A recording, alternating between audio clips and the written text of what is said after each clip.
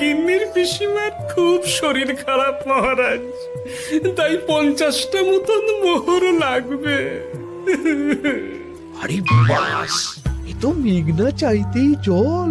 সত্যি খুব খারাপ খবর গোপাল, তোমার এত কষ্ট তুমি আমাকে বলবে তো? না, এবার বুঝতে পেরেছি, নক্ষত্র দিক বদল করেছে। মন্ত্রী মশাই গোপালকে সাহায্য করতে চাইছেন, এ তো আজব ব্যাপার।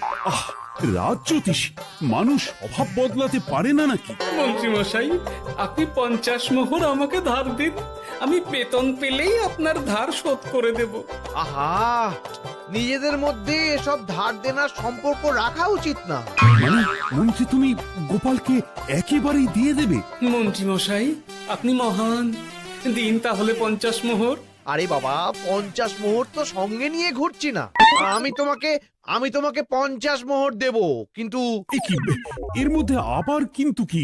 এই তো তুমি রাজি হলে। হ্যাঁ দেব, কিন্তু গোপালের কাছ থেকে তার বদলে কিছু নেব।